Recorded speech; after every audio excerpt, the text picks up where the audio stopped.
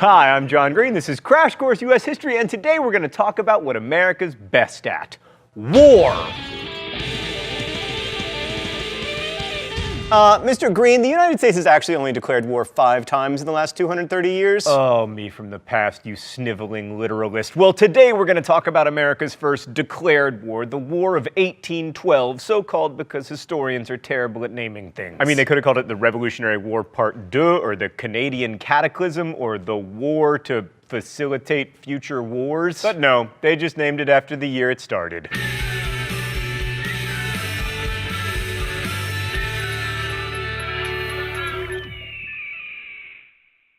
I know this disappoints the military historians among you, but as usual, we're going to spend more time talking about the causes and effects of the war than the actual, killing parts, because ultimately it's the ambiguity of the War of 1812 that makes it so interesting. The reason most often given for the War of 1812 was the British impressment of American sailors, whereby American sailors would be kidnapped and basically forced into British servitude. This disrupted American shipping. It also seems like a reasonably obvious violation of American sovereignty, but it's a little more complicated than that. First of all, there were many thousands of British sailors working aboard American ships, so many of the sailors that the British captured were in fact British. Which gets to the larger point that citizenship at the time was a pretty slippery concept, especially on the high seas. Papers were often forged, and many sailors identified their supposed Americanness through tattoos of, eagles and flags. And there were several reasons why a British sailor might want to become or pretend to be an American, including that the Brits at the time were fighting Napoleon in what historians, in their infinite creativity, called the Napoleonic Wars. And on that topic, Britain's impressment policy allowed them both to disrupt American shipping to France and to get new British sailors to strengthen their war effort, which was annoying to the Americans on a couple levels, especially the French-loving Republicans, which is a phrase that you don't hear very often anymore. Another reason often given for the war was America's crazy conspiratorial Anglophobia. There was even a widespread rumor that British agents were buying up Connecticut sheep in order to sabotage the textile industry, lest you worry that America's fascination with conspiracy theories is new. So those pushing for war were known as war hawks, and the most famous among them was Kentucky's Henry Clay. They took the impressment of sailors as an affront to American national honor, but they also complained that Britain's actions were an affront to free trade, by which they meant America's ability to trade with Europeans other than Great Britain. And to be fair, the British were trying to regulate American trade. They even passed the Orders in Council, which required American ships to dock in Britain and pay tax before trading with other European nations. Britain, we were an independent nation. You can't do that kind of stuff. We have a special relationship. It's not that special. But the problem with saying this caused the war is that the orders had been in effect for 5 years before the war started, and they were rescinded in 1812 before the U.S. declared war, although admittedly we didn't know about it because it didn't reach us until after we declared war. There was no Twitter. Another reason for the war was Canada. That's right, Canada. Americans wanted you, and who can blame them with your excellent healthcare and your hockey and your first-rate national anthem? Stan, this is fun, but enough with the hashtag 1812 problems. According to Virginia Congressman John Rudolph, agrarian cupidity, not maritime rights, urges the war. We have heard but one word: Canada.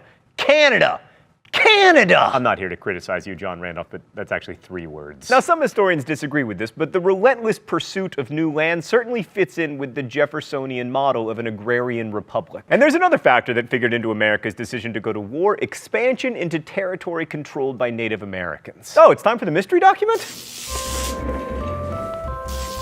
The rules here are simple. I try to guess the author of the mystery document. Usually I'm wrong and I get shocked. All right, let's see what we got here. You want, by your distinctions of Indian tribes and allotting to each a particular tract of land, to make them to war with each other. You never see an Indian come and endeavor to make the white people do so. It's Tecumseh! Drop the mic!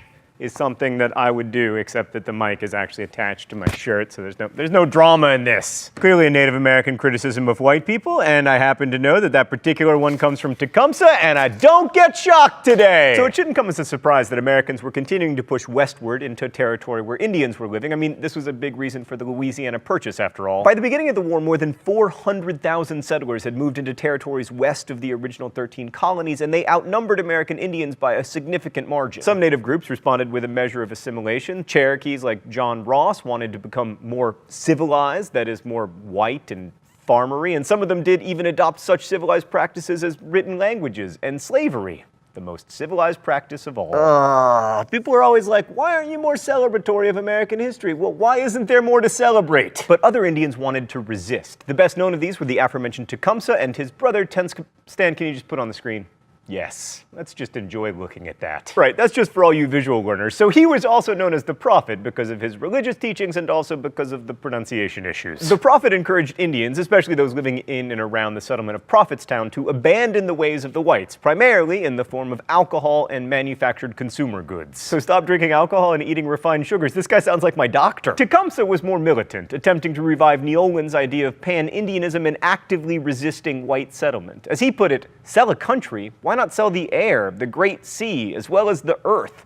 Did not the Great Spirit make them all for the use of his children? The Americans responded to this reasonable criticism in the traditional manner, with guns. William Henry Harrison destroyed the native settlement at Prophetstown in what would become known as the Battle of Tippecanoe. He would later ride that fame all the way to the presidency in 1840, and then, spoiler alert, he would give the longest inauguration address ever, catch a cold, and die 40 days later. Let that be a lesson to you American politicians. Long speeches, fatal. So I've just painted a pretty negative picture of the Americans' treatment of the Indians because it was awful, but I haven't mentioned how this relates to the War of 1812. The Americans were receiving reports that the British were encouraging Tecumseh, which they probably were. And the important thing to remember here is that the War of 1812, like the 7 Years' War and the American Revolution, was also a war against Indians, and as in those other two wars, the Indians were the biggest losers. And not in the cool way of the biggest loser where like Trainer Bob helps you lose weight, but in the really sad way where your entire civilization gets John C. Calhoun. So the War of 1812 was the first time that the United States declared war on anybody. It was also the smallest margin of a declaration of war vote, 79-49 in the House and 19-13 in the Senate. Northern states, which relied on trade a lot, didn't want to go to war, while southern and western states, which were more agrarian and wanted expansion to get land for farming and slavery, did. The closeness of the vote reflects a profound ambivalence about the war. As Henry Adams wrote, "Many nations have gone to war in pure gaiety of the heart, but perhaps the United States were the first to force themselves into a war they dreaded, in the hope that the war itself might create the spirit they lacked." Don't worry, Henry Adams. In the future, we're going to get pretty gaiety of heartish about war. Anyway, as an actual war, the War of 1812 was something of a farce. Let's go to the thought bubble. The U.S. Army numbered 10 to 12,000, and its officers were sunk into either sloth, ignorance, or habits of intemperate drinking. The U.S. Navy had 17 ships. Great Britain had 1,000. Also, America had very little money. Britain collected 40 times more tax revenue than the U.S. But Britain was busy fighting Napoleon, which is why they didn't really start kicking America's butt until 1814, after Napoleon was defeated. Napoleon's defeat was also the end of the practice of impressment, since Britain didn't need so many sailors anymore. Initially, much of the war consisted of America's attempts to take Canada, which any map will show you went smashingly. Americans were confident that the Canadians would rush to join the U.S. When marching from Detroit, General William Hull informed the Canadians that, quote, "You will be emancipated from tyranny and oppression and restored to the dignified station of free men." And the Canadians were like, yeah, we're okay actually. And so the British in Canada, with their Indian allies, went ahead and captured Detroit and then forced Hull's surrender. America's lack of success in Canada was primarily attributable to terrible strategy. They might have succeeded if they'd taken Montreal, but they didn't want to march through northern New York because it was full of Federalists who were opposed to the war. Instead, they concentrated on the west, that is the area around Detroit, where fighting went back and forth. The British found much more success, even seizing Washington, D.C. and burning the White House. In the course of the battle, British Admiral George Cockburn, overseeing the destruction of a newspaper printing house, told the forces that took the city, "Be sure that all the seas are destroyed so that the rascals cannot any longer abuse my name."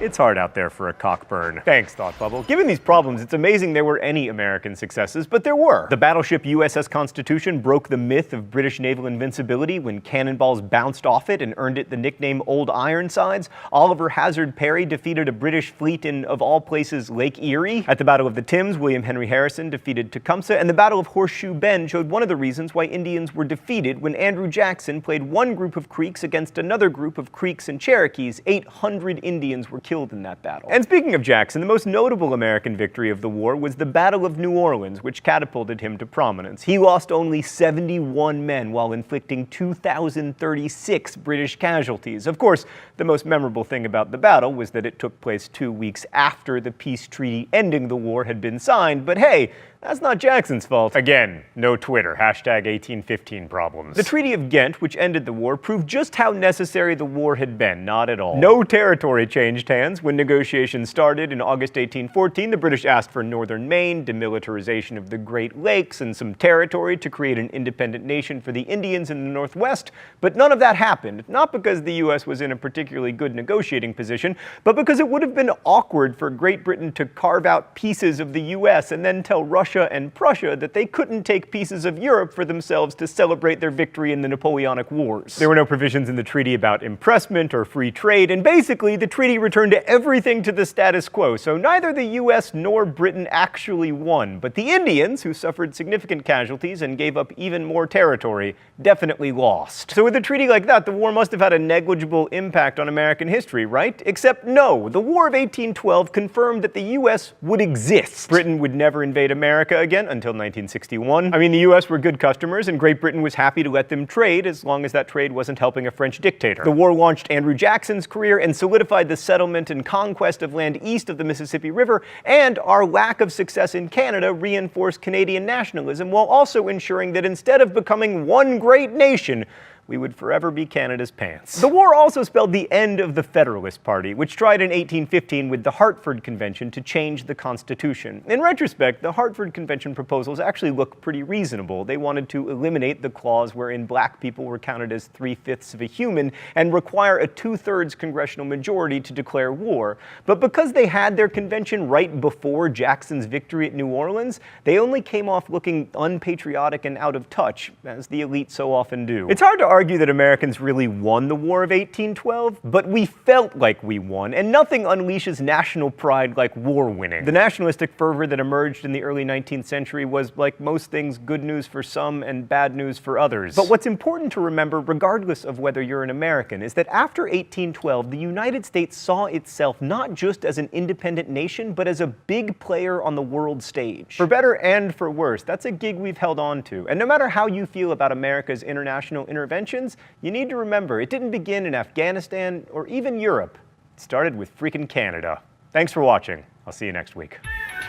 Crash Course is produced and directed by Stan Muller. The script supervisor is Meredith Danko. Our show is written by my high school history teacher Raoul Meyer and myself. Our associate producer is Danica Johnson, and our graphics team is Thought Cafe. If you have questions about today's video, you can ask them in comments where they'll be answered by our team of historians. We also accept suggestions for Libertage captions.